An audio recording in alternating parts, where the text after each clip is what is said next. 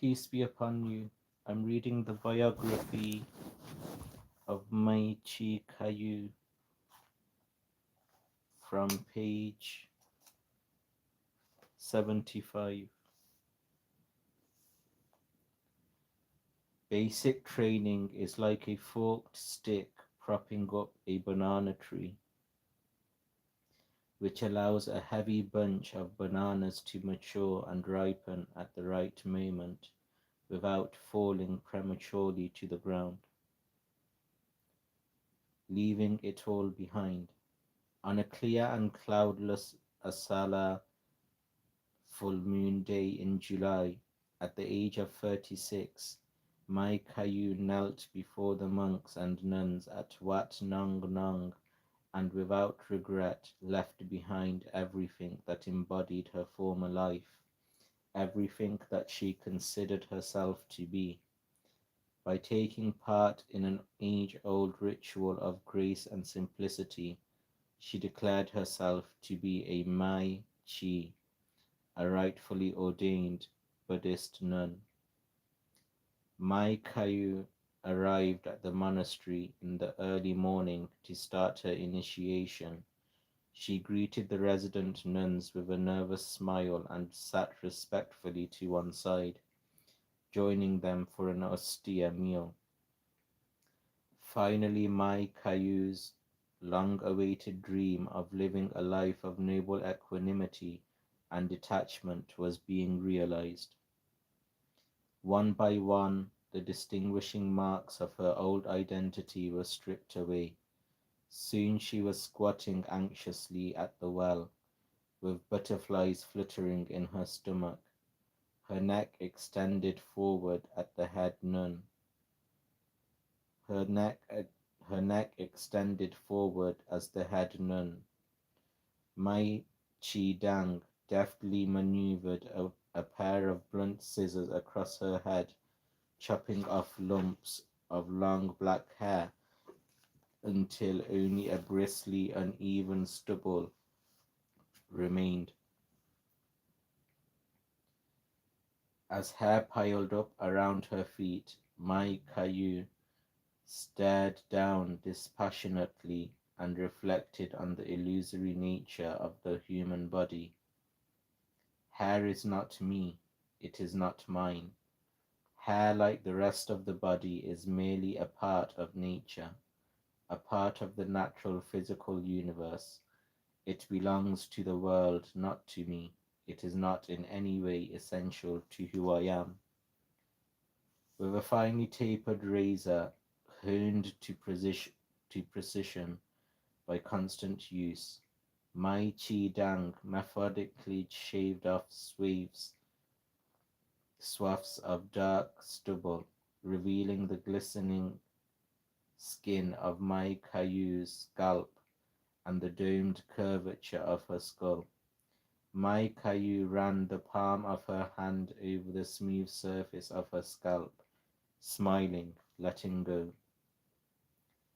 The other nuns busily gathered around and dressed her in the traditional bleached white robes of a chee, a wrap-around skirt that hung freely at the shins, a loose-fitting long-sleeve blouse buttoned at the neck, and a flowing length of cloth that tucked under the right armpit and draped neatly over the left shoulder, a characteristic Buddhist gesture of reverence. kaew prostrated 3 times before Ajahn Ham Fan, the senior monk who presided over her ordination.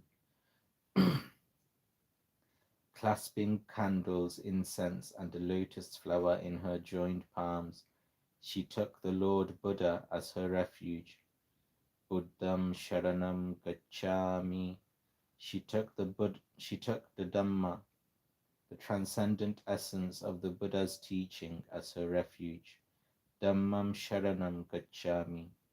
And she took the Sangha, the community of noble monks and nuns, as her refuge. Sangam Sharanam Gacchami. Then, after establishing a serious and thorough resolve to fully commit herself to the training rules, she formally recited the basic precepts of a Mai Chi in front of the entire assembly. She vowed to refrain from harming living creatures, taking what is not given,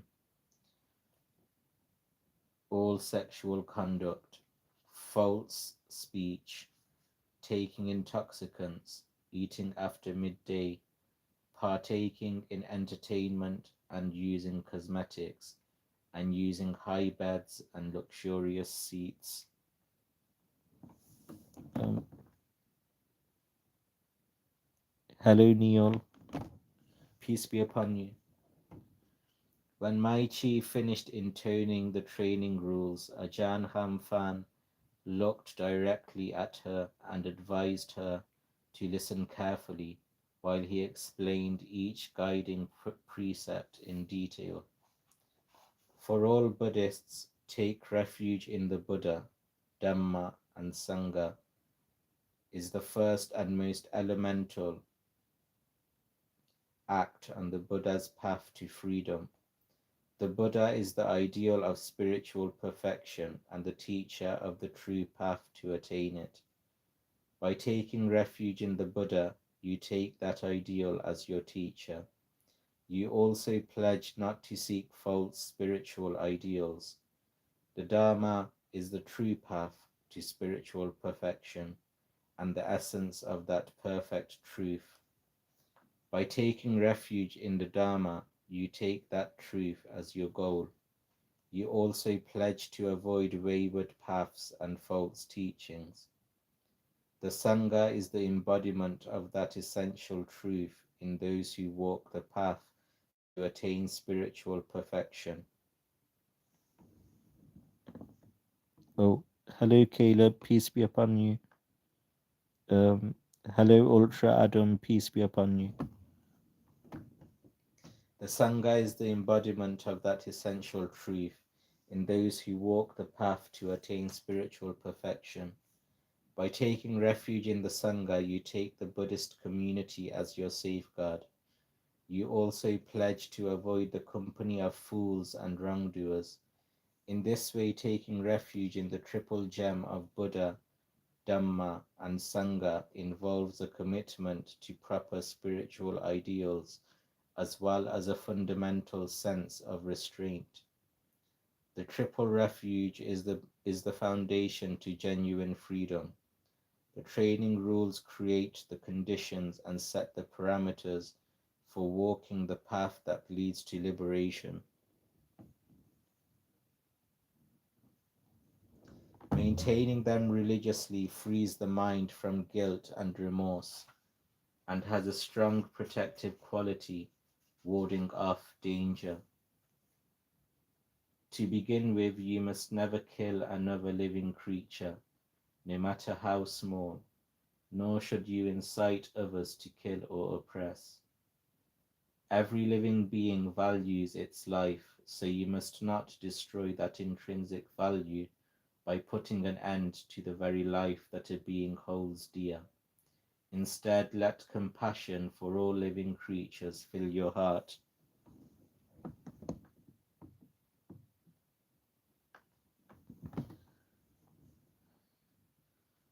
You should never steal another's possessions or encourage others to do so. All beings cherish their possessions, even things that do not appear to have much value are nonetheless valued by their owner. Therefore, nothing belonging to another person should be debased by theft. Such actions debase not only the possessions, but people's hearts as well. So let charity and openness be your guiding principles. From now on, you must abstain from all sexual relations, leading an entirely celibate life. Sexual energy and the passions it arouses destroy tranquility of body and mind and run counter to the goal of the spiritual life. Let the energy of pure love and devotion arise in its place. You must abstain from lying and always tell the truth. Never be dishonest or deceitful in your speech or actions. Lies undermine trust and cause people to lose all respect for each other. Let the power of truth free your mind. The final four, the final four precepts represent principles of spiritual training that help create the conditions for a calm body and a clear mind. To that end, you must never consume alcoholic beverages or any form of intoxicant that muddles the mind and impairs good judgment. Solid food must not be eaten after midday. You must abstain from singing, dancing, and other forms of entertainment, and not adorn yourself with jewelry and flowers, or beautify yourself with perfume and cosmetics. You must avoid sleeping on high beds with soft mattresses, or sitting on ornately decorated seats with soft cushions. By conscientiously observing these 8 precepts, you temporarily close the door on the household life and open a window onto the path of liberation. Keep in mind that the real purpose of observing them is to embody their basic principles in all you think, say, and do. In that way, you can train the mind to sever the fetters that bind you to the cycle of repeated birth and death. Practicing the precepts not only puts a stop to evil, but also promotes the cultivation of all that is good. By restraining the mind and shutting the door on harmful behavior that leads to pain and suffering, and by promoting the purity of mind and action that leads to liberation. These training rules provide the essential foundation for all Buddhist practice. As such, they form the basis for all monastic discipline. Always remember that the training rules are part of the path to spiritual liberation, so practice them diligently with the dignity and respect they deserve. Having inspired the candidate and motivated her with a sense of purpose, Ajahn Ham Fan chanted a formal blessing to sanctify the occasion and confirm her new status as a fully ordained Maichi. With that, Maichi Kaew had finally fulfilled her lifelong ambition. I've endured many hardships to test my determination. I went without food for many days. I refused to lie down to sleep for many nights.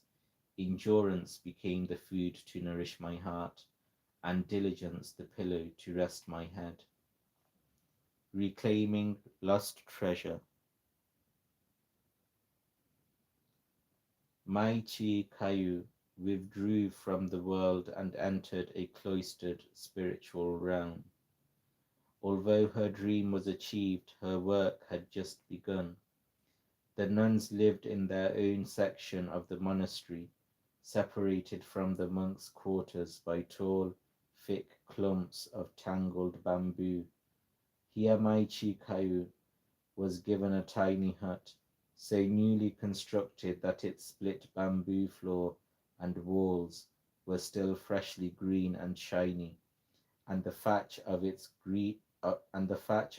grass roof still dense and bushy.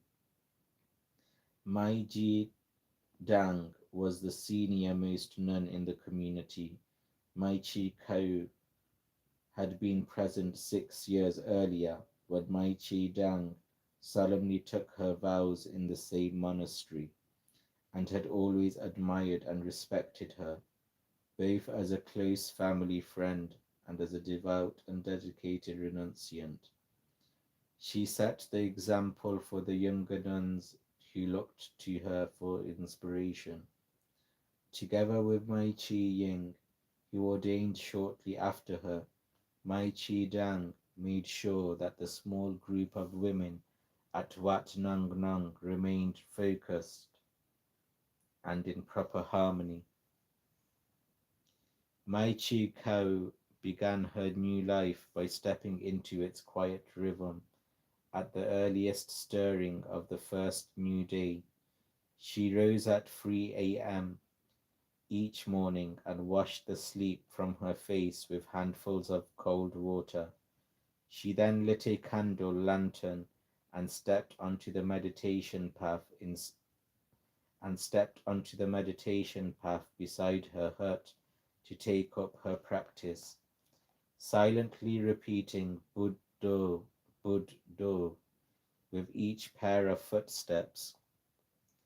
She internalized her senses and concentrated her mind until she felt fully awake and sufficiently fresh to continue her meditation in a seated position.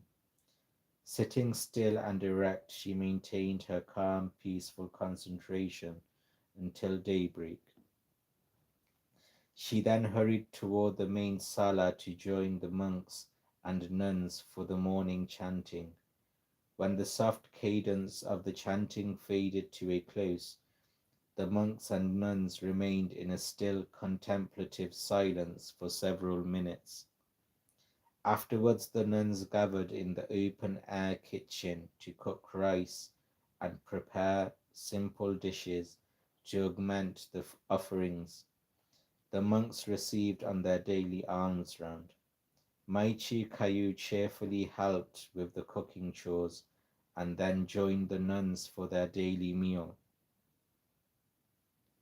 Like the monks, the nuns ate only one meal a day, a practice that suited their meditative lifestyle.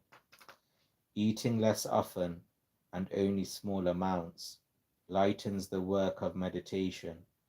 Eating too much can easily make the mental faculties sluggish and unresponsive, and greed and obsession for food can be a corrosive poison in the mind. Once the chores of cooking and cleaning were completed, the nuns turned their full attention to meditation, buoyant in body and spirit, and free of concern about food for the rest of the day. Taking care of simple necessities such as cooking and cleaning, the nuns helped foster the well-being of the whole monastic community. Mindful and, mindful and composed, each afternoon they emerged from their dwellings to pick up long-handled brooms of flexible bamboo twigs and swept clean the area around each hut and the winding paths that interlaced the nuns' quarters.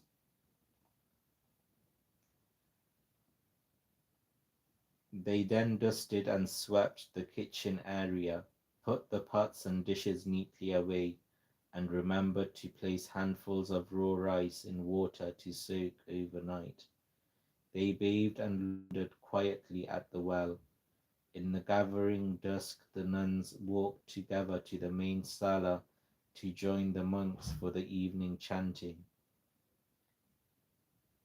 Because it was dark by the time the meeting adjourned, the nuns used long stem candles to guide them back to their dwellings, where they continued to meditate late into the night.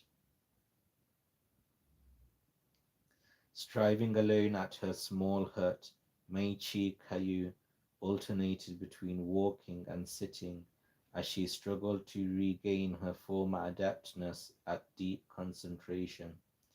She had not practiced formal meditation since Ajahn Mun left her village 20 years before, and the rigors of her personal life and household cluttered her mind with endless petty concerns.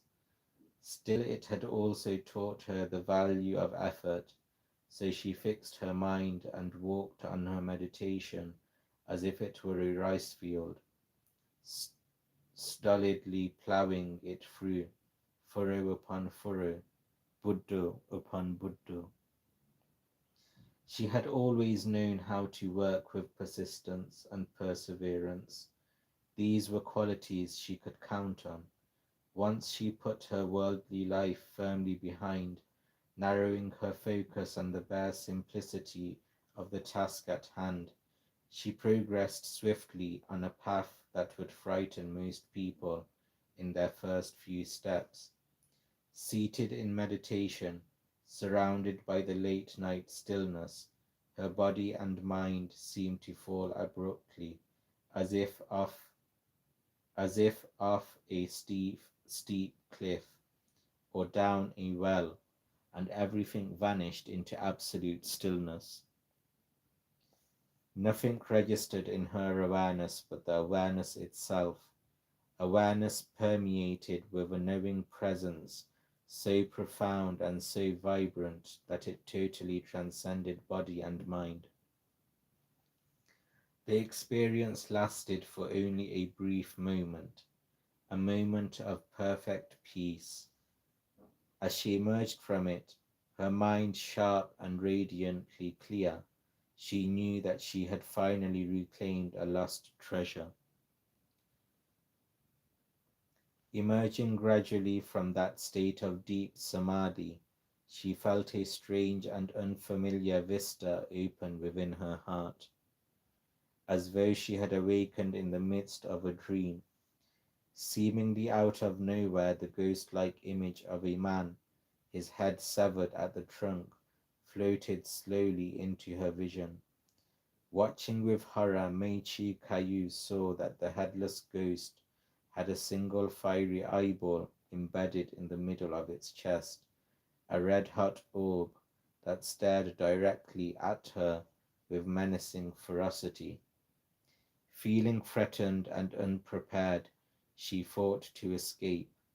As her concentration wavered, her fear and uncertainty increased. In concert with her, in concert with her mounting fear, the ghastly apparition grew in size and intensity, as though feeding off the fear, as if feeding, as though feeding off the fear's negative energy. Panic began to envelop her heart. Then suddenly she remembered Ajahn Mun and his advice to never run away from fear, but to always face it with mindfulness and clear comprehension. With that reminder, a clear awareness reasserted itself, fixing her mind firmly again in the present moment, a moment of pure and simple perception, focusing on the intense feeling of panic pulsating in her heart and withdrawing her attention from the headless ghost, allowed her emotional state to stabilize and the fear to gradually subside and disappear. And with that, the frightening vision simply faded away and vanished. Withdrawing from samadhi and returning to ordinary consciousness, Maichi Kayu contemplated the dangers presented by fear.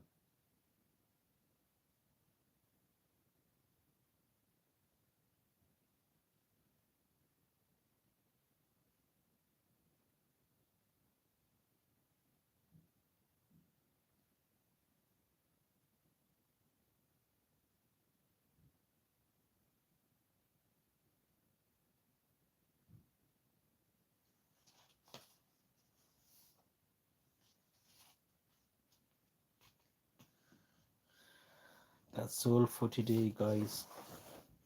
Peace be upon you. Enjoy the rest of your day or the rest of your night. Take care. Thank you for tuning in.